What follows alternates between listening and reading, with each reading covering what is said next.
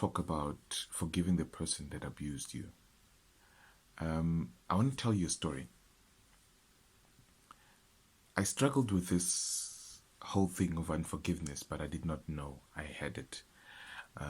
Because oftentimes we keep unforgiveness in this containment, in this freezer, if you will.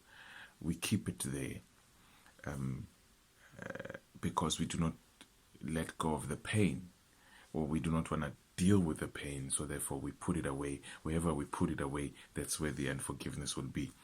So the danger thing about unforgiveness is that unforgiveness can remain in your life without you realizing that it's there.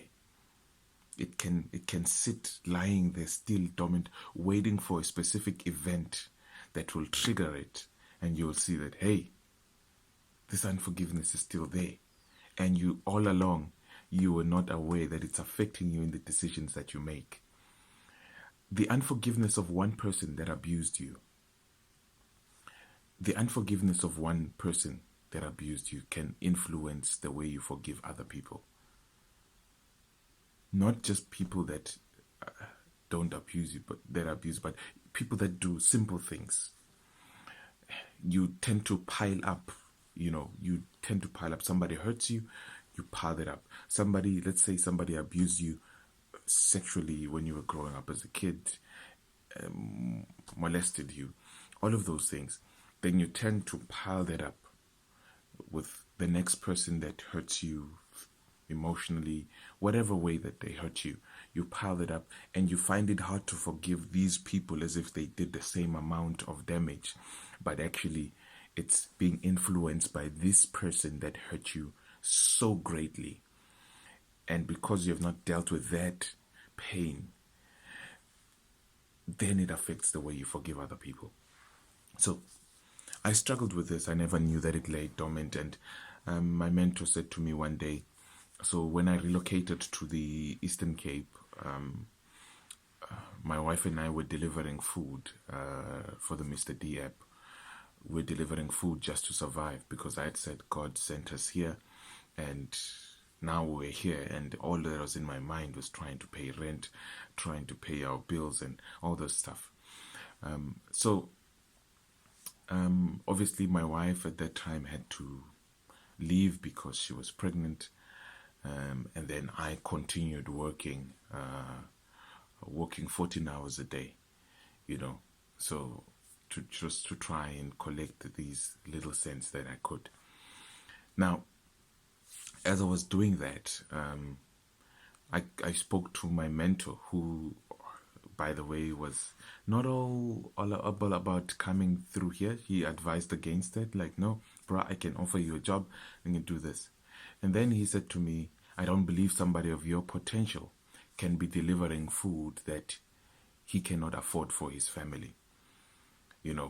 Now there's nothing wrong with delivering food, and in fact it made me, done that. But what was in him was that you've got so much potential, and you are delivering food that you cannot even afford for your own family. Because honestly, I could not afford the takeaways that I was delivering.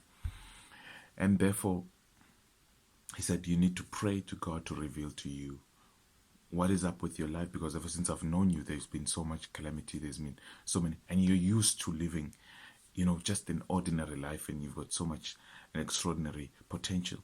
Then I said, okay, I'll pray. I prayed. And when I prayed, God showed me that there was a lot of pain involved. There was pain. Kept on saying that there is pain. And when he said that, I felt some of the pain, and I could not pray anymore. I just went to sleep. And it took about a month later, last year, he revealed to me that, okay, it had to do with my upbringing from preschool. Now, I had not lived with my parents growing up, and I stayed with my cousin, if you may, a distant cousin.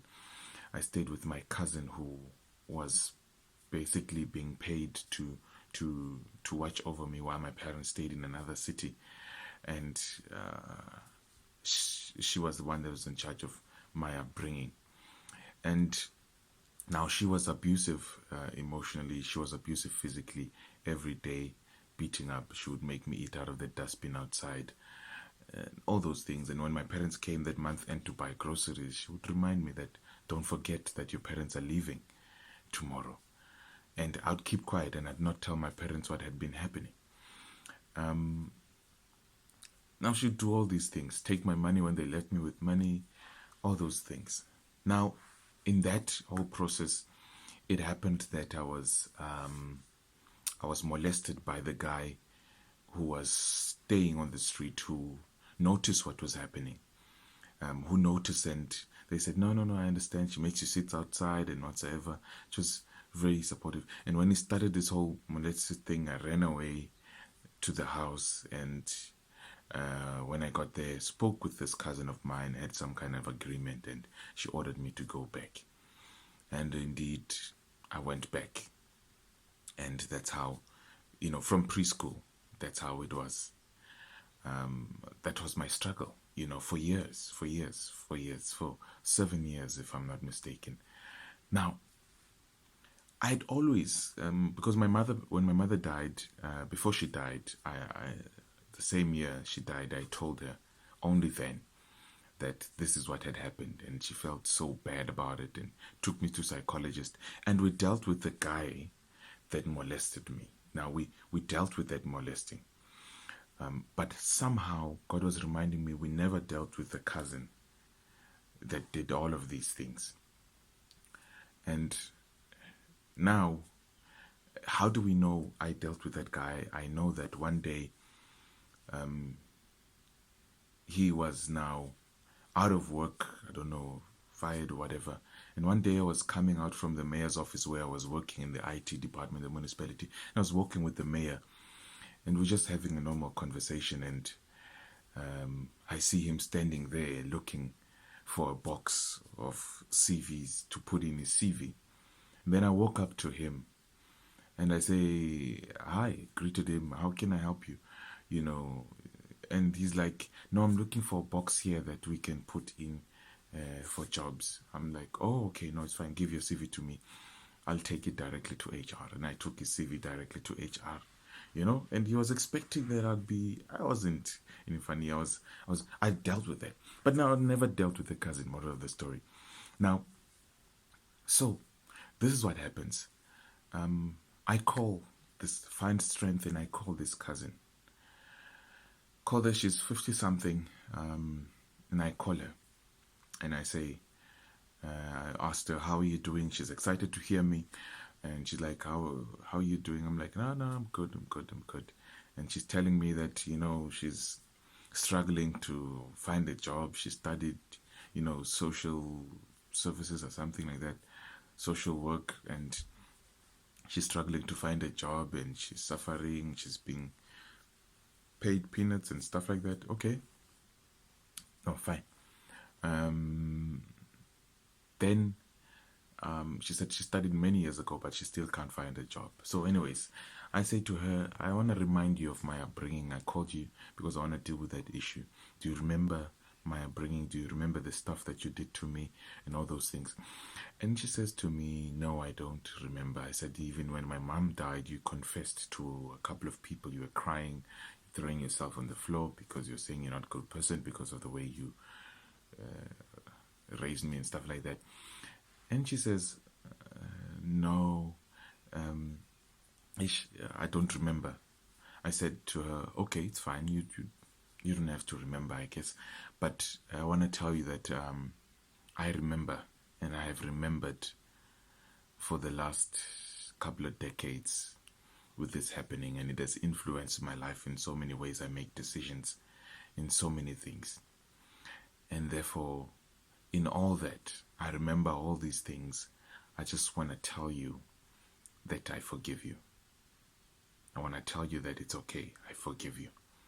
You don't have to remember it, but I've remembered it, and I forgive you. Now, I also said to her, I believe that from this day forward, your prayers will be answered, your life will be better. Because from my side, I release you. and I ended the call. It was a very emotional day for me. It was emotional. I felt that like that boy that was abused sitting in the corner as a young child, wondering why is this happening to me. Now, that was when my life took a turnaround. That was when my life took a turnaround, and I started using my potential. I started using all the gifts that I had, that God had given me, to survive and to make money for my family and for myself, and to reach my dreams that I wanted to do. It was not an easy journey, but I somehow could trace back that from that time, the way I forgive people, the way I have an outlook on people, had been influenced by that unforgiveness that was sitting there, that I had not dealt with. Now, it's not possible for everyone to call the person that abused them and to whatever. If you can send a text, it's okay. But I want to make a highlight on that as you tackle this issue, is that the abuser did not remember what they did. Oftentimes that happens. Maybe they forgive themselves, because that's another aspect that we'll deal with. But maybe they forgive themselves, or they just deny it so that they can live with themselves. They pretend, they lie to themselves that it never happened. I'm not that kind of person. And they ended up, it literally goes out of their mind. Scientifically, I'm sure there is a way to explain it, how to people it just, it's blocked out of their mind. They honestly don't remember it. But can you imagine frustrating your entire life, being stagnant into your entire life, held by unforgiveness of someone who's continuing with their lives and actually forgot what they did to you? They forgot what they did to you, and you're still holding on to it. You'd expect that they remember, and they are living with this guilt and all this time and the shame, but actually they just move on with life. It does not exist. They never did it. They probably surprised, why are you angry at me? What have I ever done to you? And you're like, seriously, you don't remember? So it happens. So until you understand this, that forgiveness is not for the other person, it is for you. You will never be free. You'll never set yourself free until you forgive. You see, unforgiveness is like walking around with a chain that is tied to a steel ball that they used in the olden days for prisoners. And when they would walk, this would be heavy, preventing them from running off. And therefore, how do you run this life with your full capacity if you've got this steel ball? Because then if you pick it up, you can only run so much, because you are carrying around, you're pulling extra weight that you should not be pulling. So you got to forgive. I'm appealing to you to forgive. The Bible commands you to forgive, not for the other person, but for yourself. I kid you not, the remainder of your life will be different if you just forgive. I know what it cannot be downplayed, the damage that they caused, the pain that they caused. It cannot be downplayed. It cannot be downplayed. It was a great amount of pain. But the best present, I believe, in all that pain that they caused, you still love yourself. And do yourself this favor. Love yourself enough to forgive people that hurt you. Love yourself enough to forgive that person that hurt you. Might be a family member, it might be a friend, it might be a neighbor, it might be any one of those things. Forgive yourself enough. Love yourself enough to forgive those that hurt you. It's a present to yourself. What are you getting? You're getting peace. You're getting freedom. You're setting yourself free, and you're setting up yourself for success and not for failure. You're setting yourself up for success. They can continue with their life. Maybe some of them have continued. Maybe some of them have passed away. Maybe it was a father that was never there. Whatever reason. Forgive for your sake, for yourself and for those that you love. Because unforgiveness will influence the way you love, the way you treat your family, the way you raise your kids. All of these things can be influenced. Your job, your career, all of these things can be influenced by this pain that you're holding on to and this unforgiveness. And I kid you not, there are so many people that are stuck in the same thing that you're stuck in, that need you to pull them out and show them that, you know what, you can get out of this. There's a better life there. You're better than this. Love yourself enough to forgive those that hurt you, because forgiving is not for them. Forgiving is for you. For you to set yourself free. You had dreams with your life. You had so much dreams with your life. You wanted to do amazing things. But it seems like after that abuse, after that rape, your dreams fell apart. You just put them aside in the corner and you just existed. But you can live your full potential if you just forgive. I'm not saying that you have to phone that person, you have to meet up with that person and tell them. I'm not saying that you have to do that. If you can, it's fine. If you can't, it's okay. It doesn't matter. Even if I'm not saying that you even send them an SMS, because it's no use sending them an SMS if it's not like that in your heart. First deal with your heart, sit yourself, address this issue and forgive. And by the time you meet with them, you would have forgiven. You would have forgiven them. Deal with what's inside of you. Deal with that part of you that you locked away safely in that vault because of that person was hurt. Deal with that part so that you can become a better person. You are destined for great things. You're just held back by unforgiveness. It's holding you back from your potential. You deserve a great life. But until you embrace forgiveness and you receive the peace that comes with it and the freedom to run freely, you will never be able. God has so many things planned for you right on your journey, but you're taking longer to get to them because you're carrying extra weight and you cannot walk the distance. You cannot run the distance. So I appeal to you to forgive the person that abused you. Not for them, but for yourself. They will account. But forgive for yourself. That's what I want to ask you today. Forgive. Do it for yourself. I cannot stress that enough. I cannot emphasize it enough. It's holding you back. It's keeping you back. You should not be living this kind of life. You should be greater. You should be further than what you are. But it's just held by this. It's just held by this unforgiveness. Till the next broadcast, guys. Before I go, I just want to pray with you. Father, I pray that here is your child right now. You know what they've been dealing with. You know what they went through.